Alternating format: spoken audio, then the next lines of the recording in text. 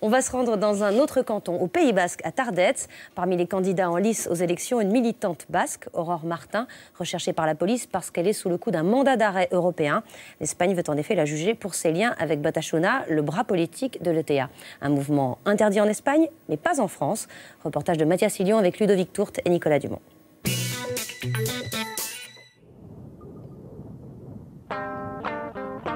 Dans les montagnes basques, peu d'humains à l'horizon.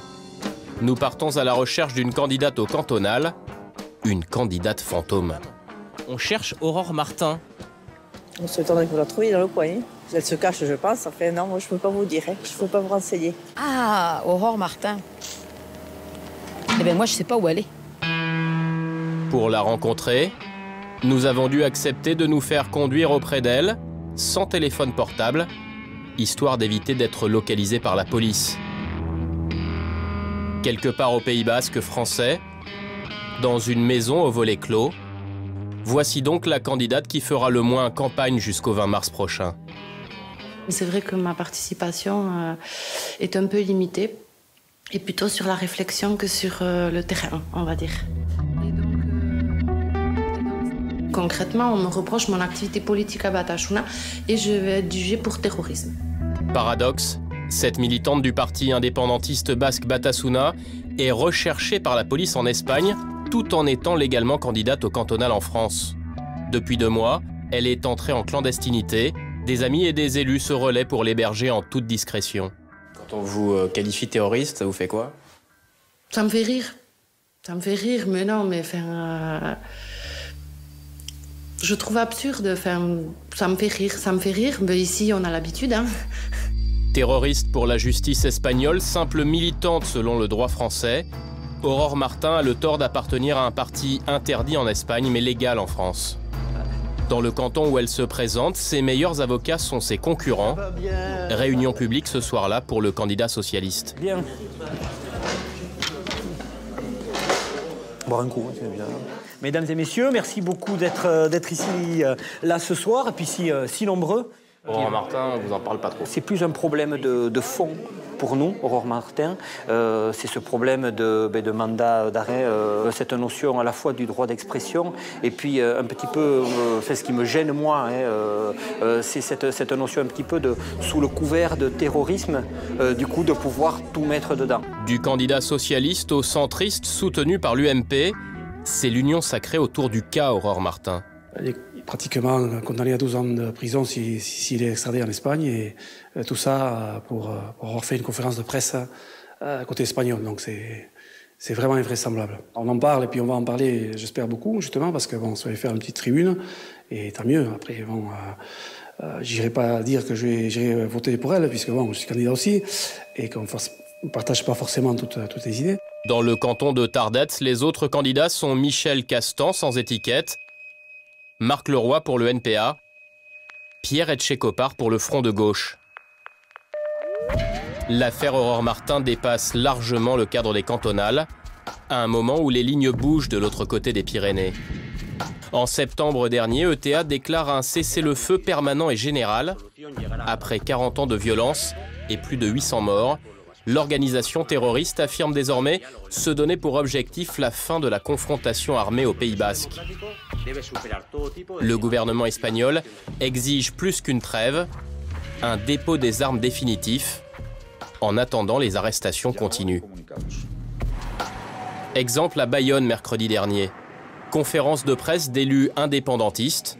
Depuis 2 semaines, ils hébergent 8 militants de Segui, une organisation de la jeunesse basque espagnole. Segui, pour Madrid, c'est un groupe terroriste. Et donc, tous ceux qui sont membres de Segui, c'est des terroristes. Tout le monde connaît très bien la facilité avec laquelle Madrid distribue les cartes de terrorisme à tous les groupes qui ne font pas la politique qui lui convient. 1 heure avant cette conférence de presse, 2 jeunes militants étaient interpellés. Nous avons été arrêtés au rond-point d'Arkang avec une violence extrême, avec 3 voitures et des hommes cagoulés, armés. Une arrestation musclée mais inévitable. Et quelques minutes après la conférence de presse, des policiers français en civil arrêtent 2 autres militants. Le gouvernement espagnol maintient la pression sur les indépendantistes. Les occupants des voitures sont choqués. Il y a une escalade complète. Enfin, c'est le summum. Maintenant, les élus se font braquer avec des armes. Tout ça dans un contexte où on est sur CFE. Alors, qui veut la paix? Où va-t-on trouver la paix?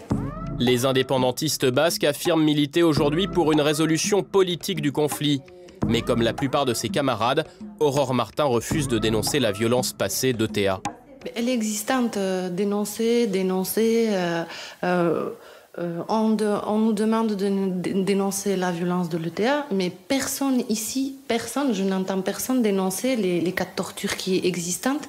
Moi, tout ce que je sais, c'est que la lutte armée existe, que la violence, elle existe, et qu'il faut faire avec, il faut composer avec. Aujourd'hui, on peut composer avec. Aujourd'hui, on a un cessez-le-feu. Si Aurore Martin peut être extradée vers l'Espagne, c'est grâce au mandat d'arrêt européen. Une loi votée en 2004 pour lutter plus efficacement contre le terrorisme et le grand banditisme. Les indépendantistes basques dénoncent son application à de simples militants politiques. Aurore Martin est une première comme militante politique à être sous le coup d'un mandat d'arrêt européen demandé par l'Audiencia espagnole, c'est-à-dire par la justice espagnole, contre une ressortissante française et qu'un gouvernement français accepte cette extradition vers l'Espagne. Le sénateur maire centriste de Biarritz va plus loin. Pour Didier Borotra, la France devrait défendre Aurore Martin comme elle défend Florence Cassé. Florence Cassé a été condamnée par la justice. Aurore Martin peut demain être condamnée par la justice espagnole. Et le tarif, il est connu, 12 ans de prison. On va la laisser croupir pendant 12 ans en Espagne, alors qu'on essaie de faire revenir Florence Cassé. Une fois encore, la même méthode pour tout le monde. De droite à gauche au Pays Basque, de nombreux élus soutiennent Aurore Martin. À ce jour, la police ne semble pas la rechercher activement, mais la militante en est convaincue. Sa cavale se terminera dans le bureau d'un juge antiterroriste espagnol. Et 1 millier de personnes se sont rassemblées hier à Bayonne pour dénoncer ces mandats d'arrêt européens. Est-ce qu'ils sont justifiés selon vous ? Écoutez, ce qui est clair, c'est que le mandat d'arrêt européen est une vraie avancée en tant que tel. C'est un moyen et un vecteur majeur pour lutter contre le terrorisme, lutter contre la grande criminalité, et que ça a été voté à l'unanimité du Parlement, je m'en souviens encore. Qu'en même temps, le fait que la totalité des forces politiques du département et du Pays Basque soutiennent Aurore Martin permettent de... Ça vous fait douter ? Permettent de nous dire qu'il y a probablement des voies et moyens pour faire en sorte que quelqu'un qui participe simplement à une conférence de presse ne soit pas considéré comme une grande